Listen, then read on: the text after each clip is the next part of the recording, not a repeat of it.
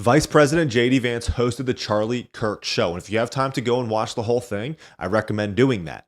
He talks to RFK Jr., Tucker Carlson, Caroline Leavitt, and more over the impact that Charlie had on them, but they also describe the effective political strategist and operative that Charlie Kirk was and what he meant to the current administration and the conservative movement in America at large. However, if you don't have time to watch the whole thing, at least watch this. J.D. Vance absolutely unleashing on the left for what happened to Charlie Kirk. This is from his final monologue closing out the Charlie Kirk Show. This 6 minutes is well worth your time. J.D. Vance clearly articulates here why the left and right in our country is incompatible right now. Pay attention to when he mentions Stephen Miller here too. There are NGOs, Soros funded and led, literally funding this violence against conservatives. And he then finishes with inspiring the next generation of conservatives who now have the responsibility to pick up the cross and begin carrying it from where Charlie left off. I'm Zach Costello. In a country of 330 million people, you can of course find one person of a given political persuasion justifying this or that or almost anything. But the data is clear. People on the left are much likelier to defend and celebrate political violence. This is not a both sides problem. If both sides have a problem, one side has a much bigger and malignant problem, and that is the truth we must be told. That problem has terrible consequences. The leader of our party, Donald J. Trump, escaped an assassin's bullet by less than an inch. Our House Majority Leader, Stephen Scalise, came within seconds of death by an assassin himself. And now, the most influential conservative activist in generations, our friend Charlie, has been murdered. This violence, it doesn't come from nowhere. Now, any political movement, violent or not violent, is a collection of forces. It's like a pyramid that stacks on top, one support on top of the other. That pyramid's got a foundation of donors, of activists, of journalists, now of social media influencers, and of course of politicians. Not every member of that pyramid would commit a murder. In fact, over 99% I'm sure would not.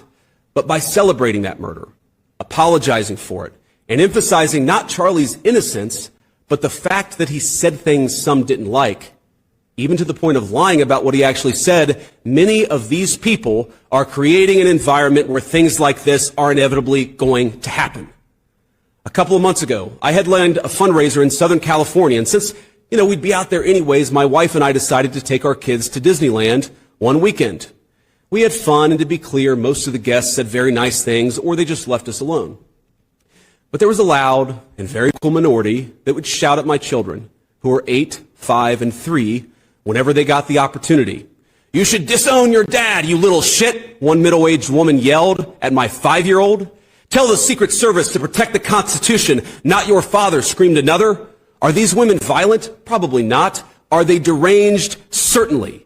And while our side of the aisle certainly has its crazies, it is a statistical fact that most of the lunatics in American politics today are proud members of the far left.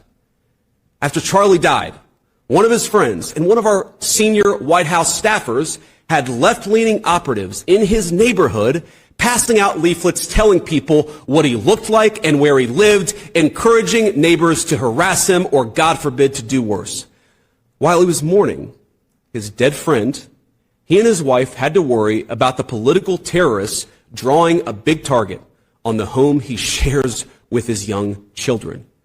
Are these people violent? I hope not. But are they guilty of encouraging violence? You damn well better believe it. We can thank God that most Democrats don't share these attitudes, and I do, while acknowledging that something has gone very wrong with a lunatic fringe, a minority, but a growing and powerful minority on the far left. There is no unity with people who scream at children over their parents' politics. There is no unity with someone who lies about what Charlie Kirk said in order to excuse his murder. There is no unity with someone who harasses an innocent family the day after the father of that family lost a dear friend. There is no unity with the people who celebrate Charlie Kirk's assassination. And there is no unity with the people who fund these articles, who pay the salaries of these terrorist sympathizers, who argue that Charlie Kirk, a loving husband and father, deserved a shot to the neck because he spoke words with which they disagree. Did you know that the George Soros Open Society Foundation and the Ford Foundation, the groups who funded that disgusting article justifying Charlie's death, do you know they benefit from generous tax treatment? They are literally subsidized by you and me, the American taxpayer. And how do they reward us? By setting fire to the house built by the American family over 250 years. I am desperate for our country to be united in condemnation of the actions and the ideas that killed my friend. I want it so badly that I will tell you a difficult truth. We can only have it with people who acknowledge that political violence is unacceptable, and when we work to dismantle the institutions that promote violence and terrorism in our own country. Now, our government, you heard me talk to Stephen Miller about this, will be working very hard to do exactly that in the months to come.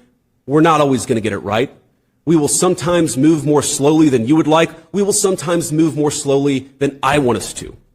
But I promise you that we will explore every option to bring real unity to our country and stop those who would kill their fellow Americans because they don't like what they say. But you have a role too. Civil society, Charlie understood this well, is not just something that flows from the government.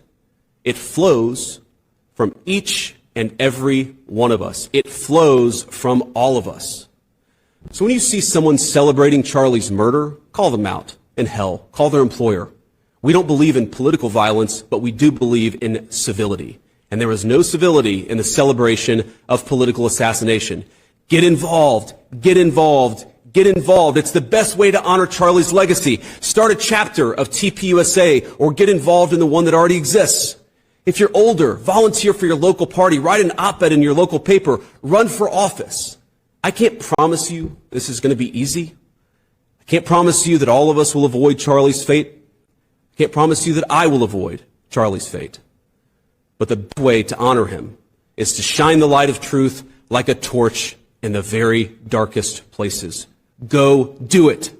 We owe it to our friend to ensure that his killer is not just prosecuted but punished. And the worst punishment is not the death penalty, but the knowledge that Charlie's mission continues after he's gone. St. Paul tells us in the book of Ephesians to put on the full armor of God. Let all of us put on that armor and commit ourselves to that cause for which Charlie gave his life, to rebuild a united States of America, and to do it by telling the truth. I'll just add one more thing. Charlie died for the cause of one nation under God. He was killed for standing on Christian values in the political and cultural arena. The assassin and those who celebrate this murder and call for more against us think that their threats will silence us. They will not. They think we'll stop in fear because they fear death. We will continue on, and this cause for a Christian nation under God will continue. And it is now amplified even louder because Charlie laid down his life. It's time for the rest of us to step up. Christians, we are called to step up at certain times throughout history. And now is the time once again. I'm Zach Costello.